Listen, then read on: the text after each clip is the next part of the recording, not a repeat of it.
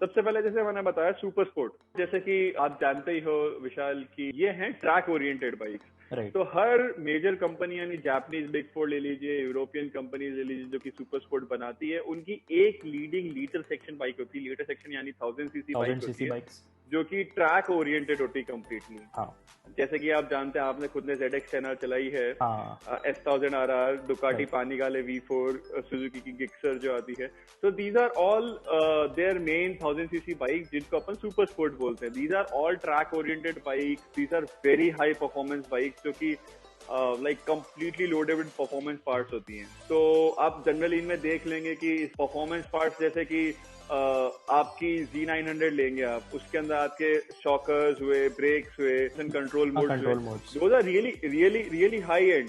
But जैसे ही अगर आप ZX10R में जाएंगे तो यू विल क्लियरली फील के उनके शॉकर्स हो गए, ब्रेक्स हो गए, those are not in house but Ohlins के लगा लेंगे, ब्रेम्बो के लगा लेंगे। These are always high performance parts in super sport bike. Second section में अपन आते हैं एडवेंचर बाइक। तो अब एडवेंचर बाइक का थोड़ा जनरल एक व्यू देता हूँ। जैसे आप अभी यहाँ पे स्क्रीन में देख रहे होंगे, थोड़ी सी आगे से चोंच उठी हुई बाइक्स होती हैं और थोड़ी सी आगे से हैवी और बड़ी सी लॉन्ग ट्रैवल सस्पेंशन मतलब उनका व्हील बेस भी काफी बड़ा होता है एंड हाइट काफी ज्यादा होती है, उनके व्हील्स भी काफी बड़े होते हैं एंड हाइट काफी ज्यादा होती है। सो एडवेंचर बाइक के अंदर जैसे सबसे फेवरेट मेरी है BMW की GS सीरीज।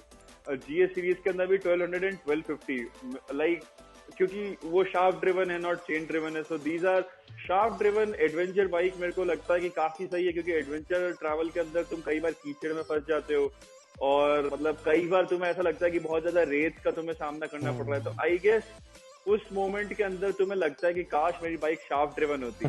चेन इतना मेंटेनेंस लाते हैं, चेन इतना मेंटेनेंस लगाना पड़ेगा अपने को, क्योंकि शाफ्ट ड्रिवन में आपको 35-40 हजार किलोमीटर के बाद एक बार गाड़ी का शाफ्ट खोल के चेक करते हैं कि इज इट ऑल राइट और नॉट।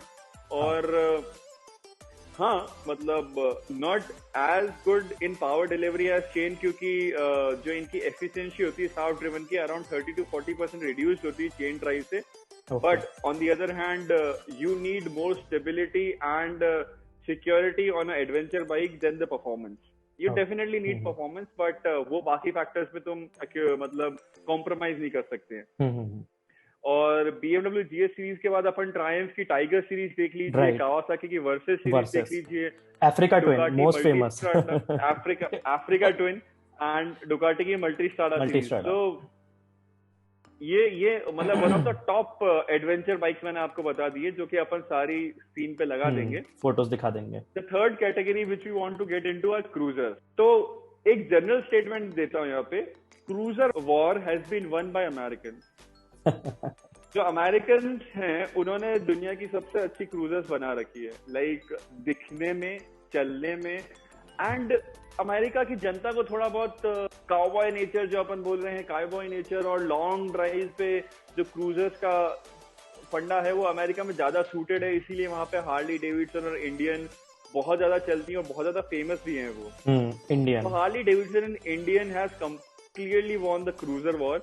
बट हम लोग BMW की R18 या फिर ट्रायम्फ रॉकेट एंड बॉर्नविल इनको भी इग्नोर नहीं कर सकते। So these I think are one of the best cruisers. आप समझ ही गए होंगे कि लॉन्ग व्हील बेस, जमीन से चिपकी हुई बाइक्स जो होती है हमारी, जो कि हम लोग जनरली लॉन्ग राइड्स के लिए प्रेफर करते हैं, जिनके आगे बहुत बड़ी सी स्क्रीन लगी रहती है, तो विंड ब्लास्ट बचाने के लिए बनी नहीं होती है वो, क्योंकि बहुत ग्राउंड क्लियरेंस ऑलरेडी कम होता है। ग्राउंड क्लियरेंस बहुत कम होता है और वो सिर्फ सड़क पे लॉन्ग राइड चलने के लिए होती है। So these are not for high speed either.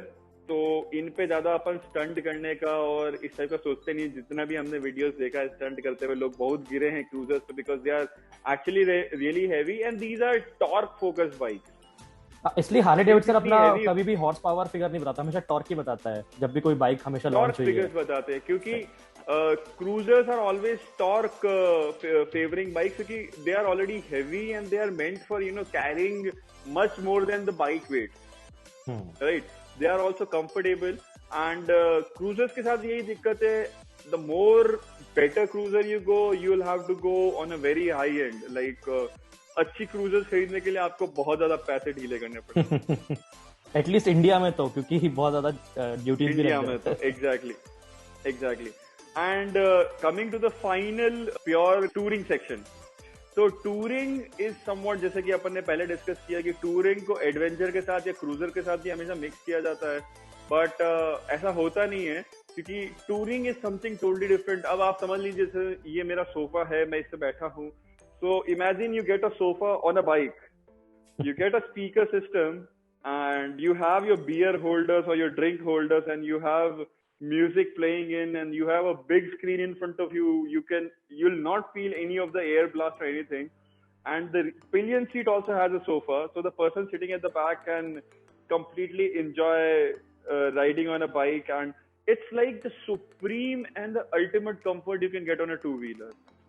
So that's somewhat touring bike. And जैसा मैंने एग्जांपल आपको पहले भी दिया, होंडा की गोल्डविंग, BMW की 1600 GTL, GT 1600D, ये जो बाइक्स हैं ये हैं एक्चुअल टूरिंग बाइक, जो कि अपन यहाँ पे इमेजेस के अंदर दिखा के बता सकते हैं.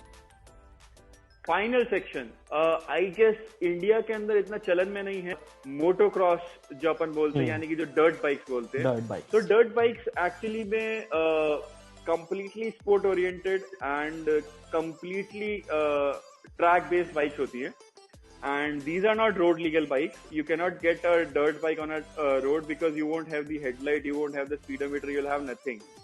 Plus the tires won't get the traction on the tarmac, so it's not advised to take a dirt bike on a road.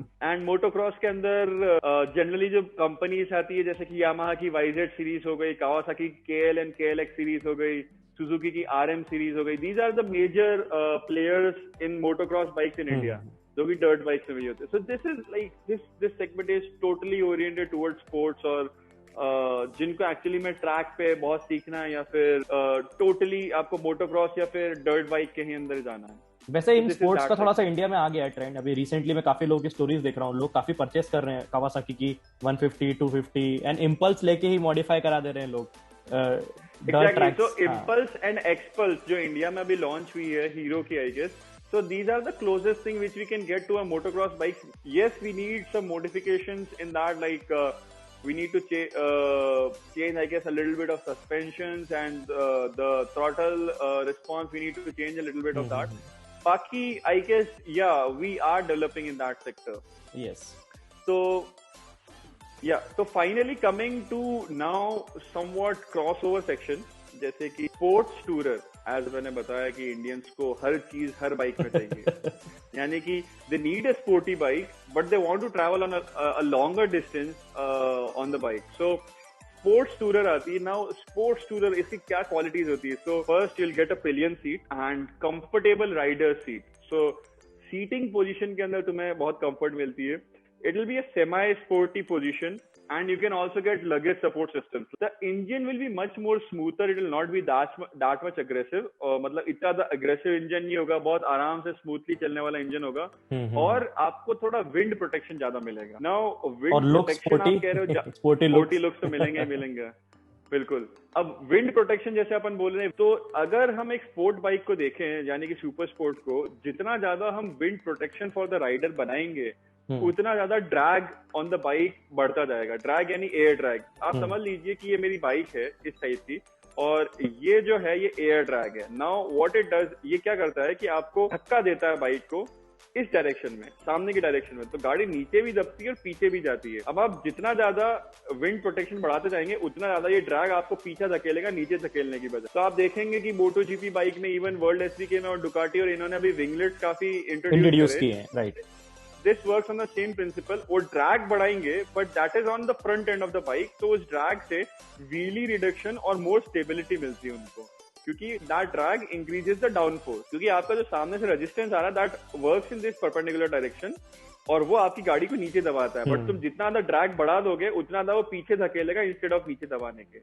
तो विंड प्रोटेक्शन इस चीज की वजह से सुपर स्पोर्ट में आपको थोड़ा कम मिलता है स्पोर्ट्स टूरर से. अब एग्जाम्पल अपन देखें अगर सुपर स्पोर्ट्स टूरर के, यानी कि निंजा 650 देख लीजिए, निंजा Ninja 1000 देख 1000 लीजिए, हायाबुसा देख लीजिए, हम्म BMW S1000 XR, एक्सा यामाहा की ट्रेसर सीरीज, ये सब अपनी स्पोर्ट्स टूर सेक्शन में आती है।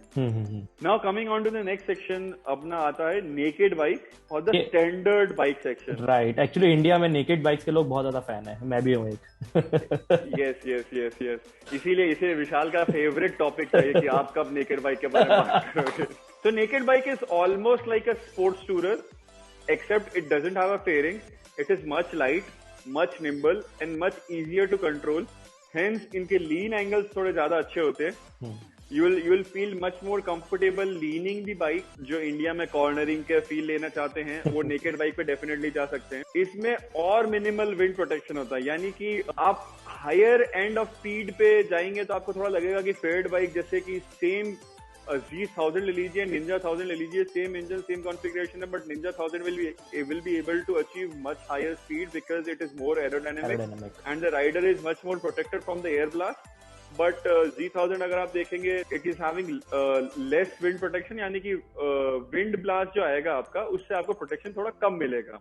अब इसके अंदर अपन मेन अपनी बाइक्स देखेंगे, जैसे कि BMW S1000R हो गया, यामाहा की MT सीरीज हो गई, MT9, और इंडिया में सबसे ज्यादा चलने वाली कावासाकी Z सीरीज, जो इंडिया के अंदर सबसे ज्यादा नेकेड बाइक बड़ी बाइक पे चलती है, तो कावासाकी की Z सीरीज चलती है। Last but not the least, मेरे को पर्सनली बहुत ज्यादा पसंद है ये सुपर मोटो। क्योंकि मेरा एक पर्सनल अटैचमेंट है मोटोक्रॉस और डर्ट बाइक्स के साथ, तो आई ऑलवेज ट्राई कि जहां पे मेरे को थोड़ा सा रेतीला या फिर कीचड़ भरा इलाका मिल जाता है, तो मैं किसी मोटोक्रॉस या डर्ट बाइक को लेके पहुंच ही जाता हूँ वहां पे और चला लेता हूँ। So this is the crossover जो कि मेरा फेवरेट है, naked bike plus a motocross bike. Generally super moto races होती है जिनका 75 to 80% जो ट्रैक होता है, that is a tarmac track, but उसमें कर्व्स बहुत ज्यादा होते हैं, तो उसके अंदर स्लाइडिंग एंड कॉर्नरिंग और ये सब करने में आप सारे मजे ले सकते हो। बट द रिमेनिंग 20-25% जो ट्रैक होता है, that is a dirt track, तो उसके अंदर तुम उछल कूद, corner and like completely motocross के तुम मजे ले सकते हो। But you don't have the motocross tyre, you have much more slicker tyres, यानी कि बहुत ज्यादा चिकने टायर होते हैं, तो क्योंकि उनको टारमैक पे चलना है, which is 75 to 80% of the track, so you cannot expect as much stability as a motocross bike on a super moto bike.